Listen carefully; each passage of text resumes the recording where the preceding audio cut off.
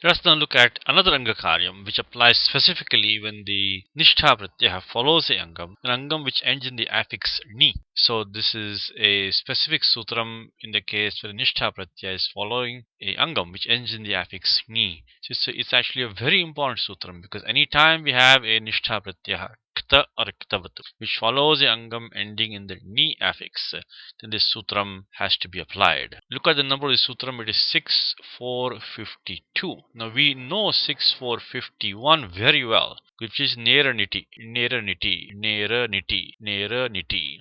And that sutram prescribes the lopaha of the affix ni when the pratyaya which is following the angam has the sanya of ardhatukam and does not have the idagamaha with it. So anidada vardhatuke pare ne lopasya. That is 6451. So we know exactly what to expect with 6452. It must be prescribing a lopaha of that ni pratyaya. But this one says seti. So in this case, the affix is required to have the augment it with it. So in these cases 6451 would not work because 6451 requires aniti, but 6452 says seti. So that is why we need 6452, but 6452 applies only in the case of a nishtha pratyaya. So the vritti of the sutram just simply says ner lopaha, ner lopaha. Januvritti of nehe is of course coming from the prior sutram itself, 6451, and the vritti of lopaha is coming from 6448. So the affix ni is elided when followed by a nishtha pratyaya which has taken the augment it. So let's take an example here from the Bhagavad Gita. This is used in verse 13 of the Gita in chapter 7. Mohitam nabhijanati mamebhyah paramam vyam. So mohitam jagat. So let's try to derive this pratipadikam mohita, which is derived from a causative form of the verbal root muha vaichitye, which is from the divadiganaha.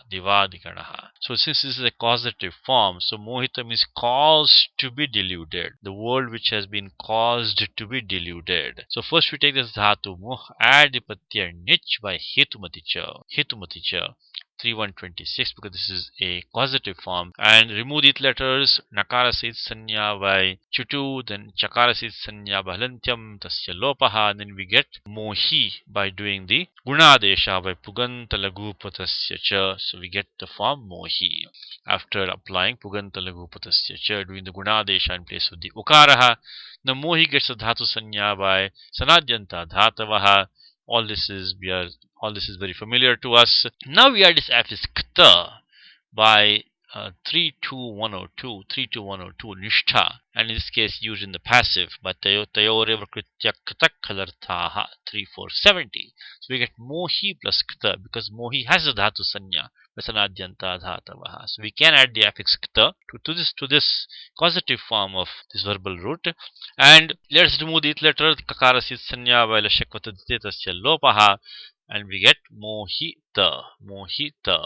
Now in this case there is no question of stopping the idagamaha because 7 to 10, which normally is a sutram we look for stopping the idagamaha, that says ekacha upadeshanudattat, ekacha. This dhatu is anekachana because after adding the affix nich, we got mohi. In the verbal root mohi, we have two vowels, the okaraha and the ikaraha. So this is not a ekaj dhatu. So 7 to 10 cannot stop 7 to 35 here because 7 to 10 only applies in the case of verbal root which has only one vowel, ekajaha. So therefore we do the idagamaha by 7 to 35. Nothing can stop it here.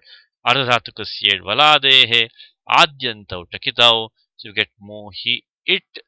Remove the it letter takaraha bahalantyam tasya lopaha. Now let's see what we have. We have mohi, which is an angam, which is ending in the affix ni, in this case nich, which is followed by the nishtha pratyaya ta, which has taken the augment it. So all the conditions for applying nishtayam seti are satisfied. So then what happens? That nich affix takes lopaha by 6452 nishtayam seti. And one more time, 6451 could not be used here because 6451 nera niti only applies when the affix does not have a idagamaha. So 6451 would not work here. So we need 6452 to do the ner lopaha. we get mohita, mohita. So in the form mohita, the ikara is actually the idagamaha. It is not the ikara of the affix nicha. And of course, mohita gets the prajapadica sanya by kritta is the samasa. So one more time is that if we have an angam which is followed by a nishtha affix which has taken the augment it,